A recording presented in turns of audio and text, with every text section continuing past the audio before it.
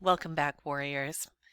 It is Monday, March 23rd, and today what we're going to do is we're going to talk quickly about the Nigerian political economy, and then I'm going to have you do some work to review Nigeria in context of our other case studies. Now, excuse me, you will know by now that the College Board has changed the exam for comparative government. What that knows right now, what that means, I don't know right now, because it is the 22nd when I'm recording this, and College Board has promised to get us the information about what exactly is the exam going to look like on the 23rd. So, time and space being what it is, I am without that information. However, I do know that they have said that they're going to require less in terms of economic information for the case studies.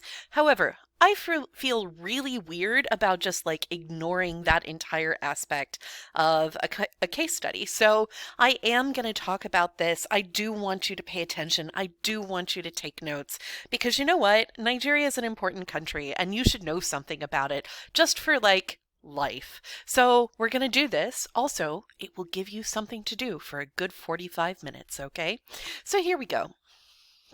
Now, the big thing when we talk about Nigeria is, of course, excuse me, the resource curse.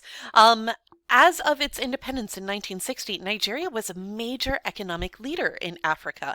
There was a lot going for Nigeria in 1960. The photograph off to your right is Lagos in 60 at the time of independence. And you can see it's a bustling city. It's got some infrastructure there.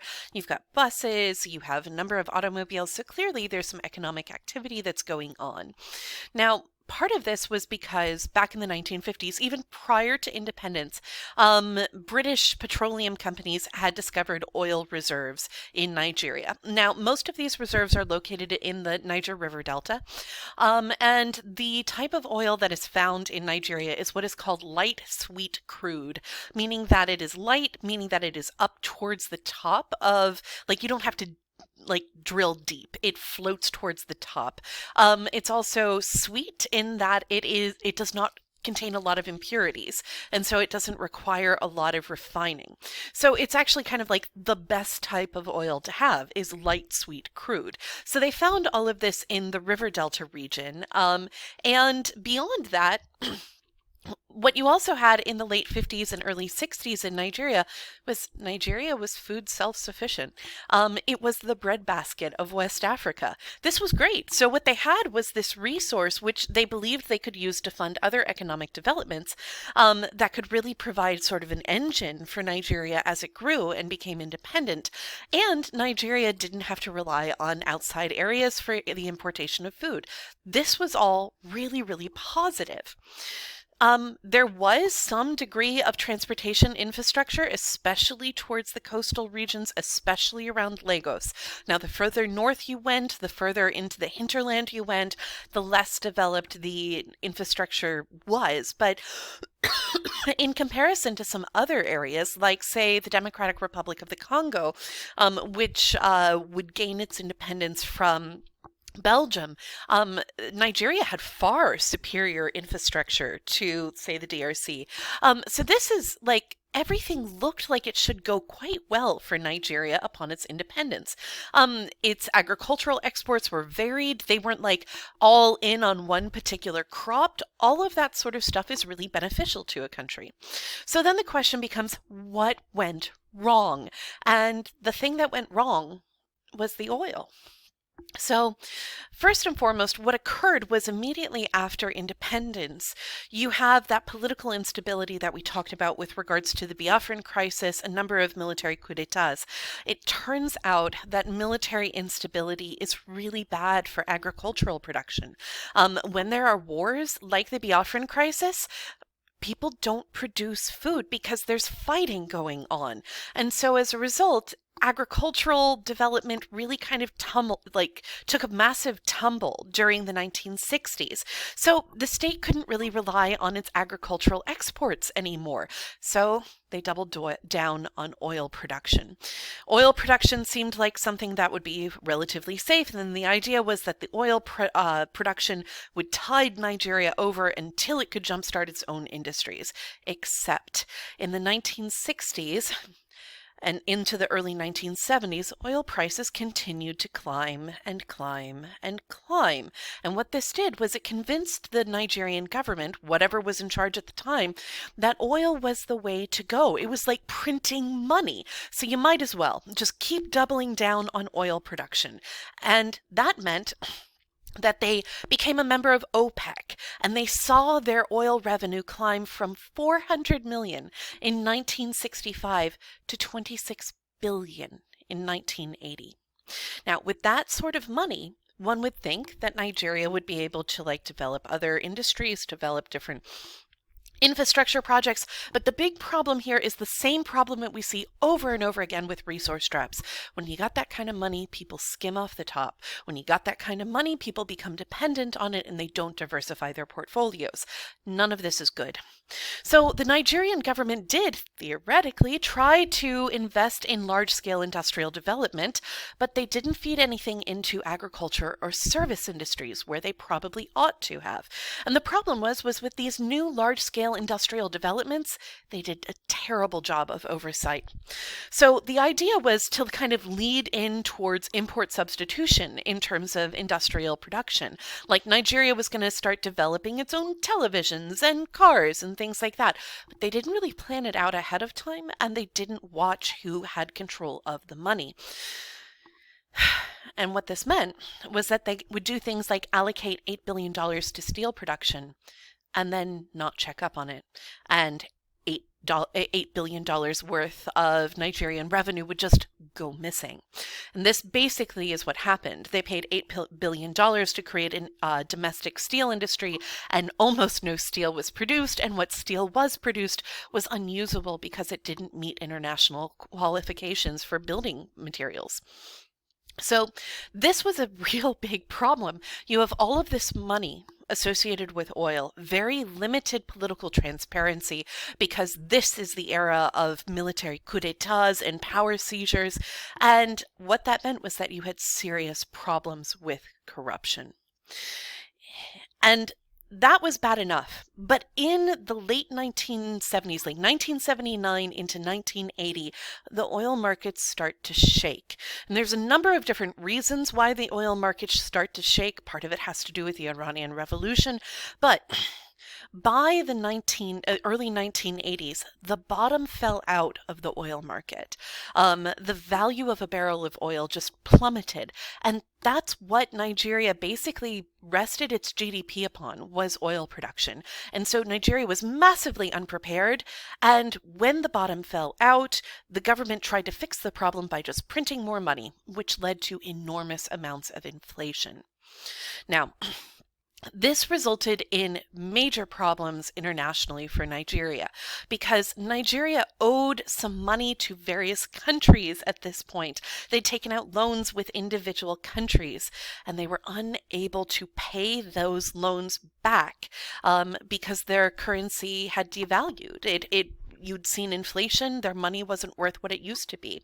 And so what they had to do was Nigeria in the 1980s had to go to the IMF and to the World Bank and seek loans. Now, their credit score wasn't really great at this point because they'd made some pretty poor decisions. There were real problems with transparency and with corruption. And so as a result, the interest rates on the loans were high. So in order to be able to pay back the loans, and as well as sort of a contingency as a getting the loans in the first place, Nigeria had to agree to undergo something called structural adjustment, where they agreed to rejigger, essentially totally change the way that their economic system worked. The idea was to become more free market enterprise based, much more transparent, to move away from import substitution. They had to adopt austerity measures, which meant that they had to cut things like funding for public education, funding for retirement pensions, funding for infrastructure development. Basically, all sorts of social expenditures got cut as a result of IMF and World Bank loans in the 1980s. So this primarily affected the administrations of Babangida and Sani Abacha. These austerity measures were part of the reasons why these two leaders were deeply really unpopular. I mean, Sani Abacha was incredibly brutal beyond the austerity measures, but that's largely part of it. So, oh, hang on. Here you can get a sense of where Nigeria sells its oil to. You'll notice not much of it comes to the United States at all. Most of our oil trading partners are actually us, it's ourselves, and it's Canada, and definitely Mexico is high up there, and then Saudi Arabia.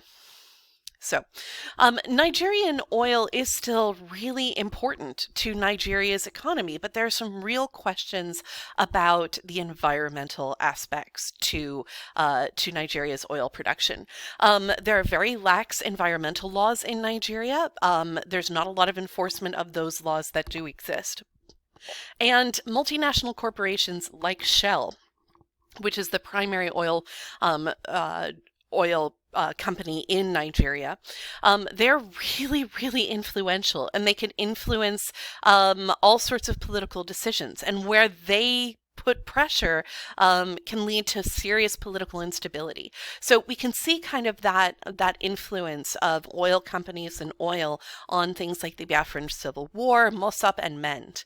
So the oil has been beneficial to Nigeria's GDP, but not to people. In general, the oil production in Nigeria has not done much to fix Nigeria's problems with individual poverty. About 80% of Nigerians today still live on under $2 US every day, which means that most of them still fall under that line of World Bank and UN values of abject poverty. So this is a real problem, okay? Now, so, like I said, the oil sector provides all of these resources. It's like 20% of the GDP. It provides about 95% of the foreign exchange earnings for Nigeria, and it provides about 65% of the yearly budget revenues that the state relies upon. So most of what the state relies upon to be able to fund programs in Nigeria comes out of oil. It doesn't come out of like taxation. It comes from oil. So that makes the state really unlikely to move away from this. Other big problems that we have to look at that have a role to play here are high population growth. So Nigeria's population is really large and it's growing. Most of its population is under the age of 20. And without significant investment in agriculture, Nigeria is going to have to start importing food to be able to meet its demands. Now, this is really strange because Nigeria had a food production surplus for a long, long time. So Nigeria is totally capable of meeting its own agricultural demands. The thing is that the state needs to reallocate where it puts money in terms of industry development. Currently, Nigeria owes about $30 billion to the IMF, to the World Bank, and to other international lenders. So that's quite a lot. In comparison to the United States, however, that's like chicken feed. But the difference is that Nigeria's GDP is nowhere near the United States. So comparatively, it is still quite a burden. And GDP per capita is about $900 a year. That's it. That's very, very low if you compare across different countries. Corruption is a major, major limiter of economic activity in Nigeria. And once you're done watching this video, I will embed a video that I highly recommend you watch on money laundering and corruption, and how it kind of works in general. It's very, very interesting to watch, so I do recommend that you watch it. So with very little government transparency, with kind of a history of kleptocracy, Nigeria becomes a place that is ripe for illegal activity. Everything from human trafficking, and we're talking here about sex trafficking as well as labor trafficking, to money laundering, which, again, I'm going to have you watch a short video about that, and 419 scams. I'm going to stop here because I'm running out of time on my recorder, and then I'll talk about 419 scams in the next little bit.